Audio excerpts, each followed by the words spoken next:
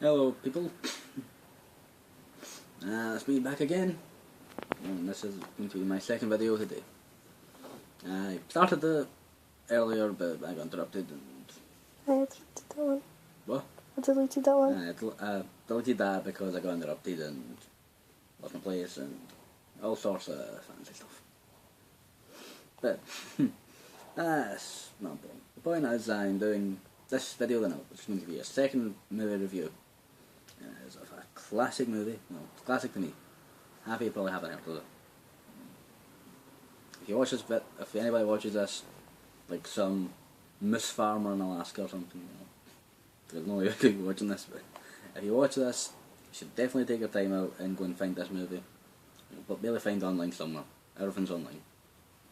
Like, literally everything. I'm going to be doing The Crow. Brandon Lee's last ever movie. Don't know who Brandon Lee is, Google him, he's awesome. And this film came out, no, I can't see when it came out, but I think it was early 80s it came out.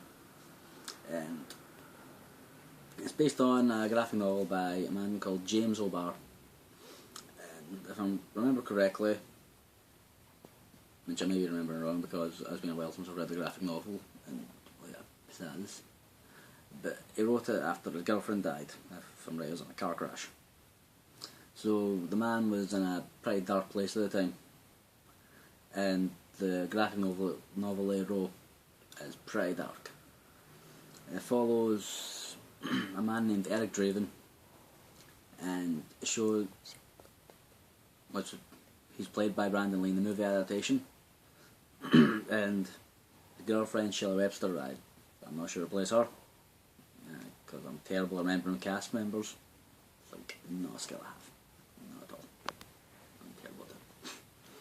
I can just be surprised I can remember who I am. But basically, there's some major differences between the graphic novel and the movie. The gist of it is roughly the same. It's a story of love and revenge. And the circumstances in which the triggering event happens are very different, but what happens is roughly the same. Shelley is raped, tortured, beaten and murdered in front of Eric, who's been shot and paralysed. He's shot in the spine, and he's lying there bleeding out watching all this happen. And it goes on for quite a while, like, because there's Tintin, Funboy, T-Bird and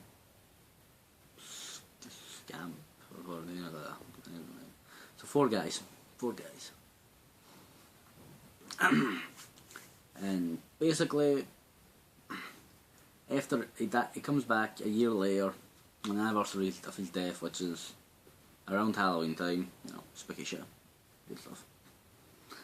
And it's a very gothic feature. Like, the actual graphic novel is filled with lyrics of Joy Division and The Cure, and the movie has The Cure and 9 Inch Nails and Joy Division cover and stuff. It's a very gothic film, so if you watch it, please get your goth on. You need to find your girlfriend's makeup, put on the black lipstick, black mascara, black everything. Just black everything. If your mum's got old fishnets, you wear the old fishnets. Just cut them up, use them as sleeves, whatever the hell you want. Just need to get goth on. That is the rule. For one, you need to appreciate The Crow, get goth on, listen to some Joy Division, listen to Susie and the Banshees. And The Cure, lots of The Cure. Just buy Disintegration by The Cure. That's my life advice to you, buy Disintegration by The Cure. The South Park said it is like the greatest album. I won't say it's the greatest album, but it's definitely the greatest goth album.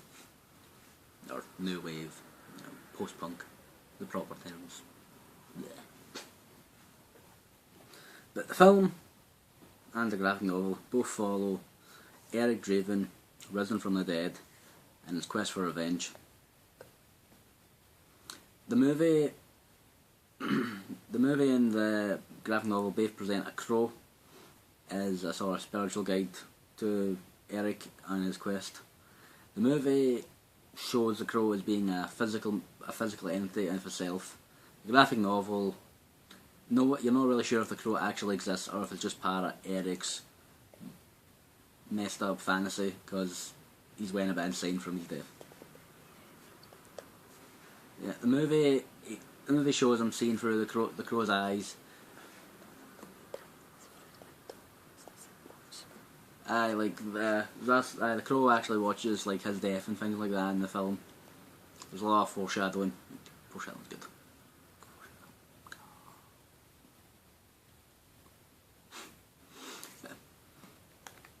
The graphic novel presents the crow as it talks to Eric directly, and you're not really sure if it's just part of Eric's insanity because the graphic novel shows Eric as being properly insane. He self-harms really badly, like cuts his arms open to bugger away with glass. And he's immortal. He can't be harmed by conventional means except in the graphic novel. Any harm he commits to himself is inflicted upon him.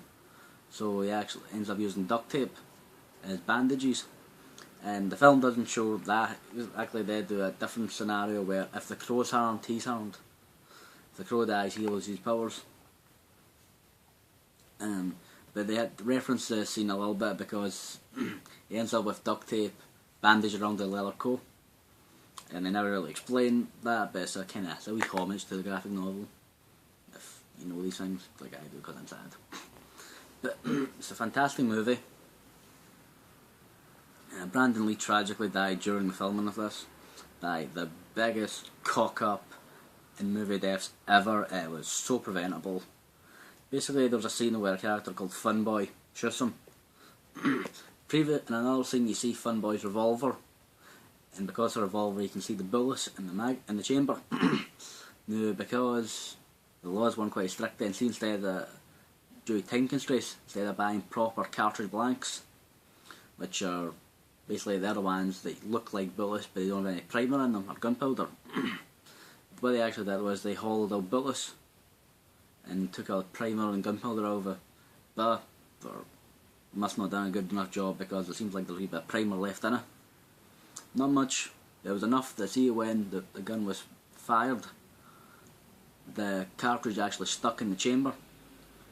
Then when they went to film another scene, the firearms expert had to go home early. I'm not actually sure why he went home early, but he wasn't there to check the gun, and it was left to a prop handler, but he wasn't aware of you needed to check firearms before and after uses, so he didn't check that there was anything lodged in the barrel, and he put the powder blank in, and the powder blank is primer and gunpowder, and that's what makes the sound in guns to make them realistic, so it doesn't just sound like somebody with a pea shooter or some kind of spud gun. So basically, when he fired, the gun got fired from a distance of about 3 meters, and the primer and the primer and the gunpowder acted the way they normally should, and they lodged the bullet that was stuck in it out, and it hit him with basically the force of a normal gunshot, which was my .357 Magnum. If you know anything about guns, you know a .357 Magnum is very, very powerful. He was shot in the abdomen, and he was in surgery for 6 hours, but they couldn't save him, and it was a terrible tragedy because there was like literally about 10 different opportunities that they could have had to have filmed this bullet. It's just a total cock up, and it's a terrible, terrible thing. And because of this, they actually had to rewrite some of the script, and other scenes they had to just use stunt doubles and lookalikes that actually transpose his face from CGI, which wasn't very advanced back then, on a stunt double's face for a couple of close-ups. The film was shortened by about half an hour. Some people think that may have made the film better, or some people don't. I don't know. I don't know what the actual proper script had originally, so I can't comment. I can only comment on the state the film as completed. But as a very fitting testimony to Brandon Lee, it's a beautiful film. It's a great adaptation, and it's very, very dark. If you like happy fairy tales and bunnies and happy endings, do not watch this movie. It's not nice. The violence isn't too overt. It's quite tame. there's a rape scene in it. It's not a graphic rape scene by any measure, but some people will still find disturbing. But if this is a film that you find disturbing, you need to be very careful about films of rape, because never watch I Spit on Your Grave or anything. There's some really dark films out there with some very graphic rape scenes. This is quite tame in comparison. It's just more overt threat that you see, really. Like, you know, and there's references and stuff. Then there's no actual depictions of the rape though, which some of you will be glad to hear, I'm sure, because most people don't like watching rape scenes.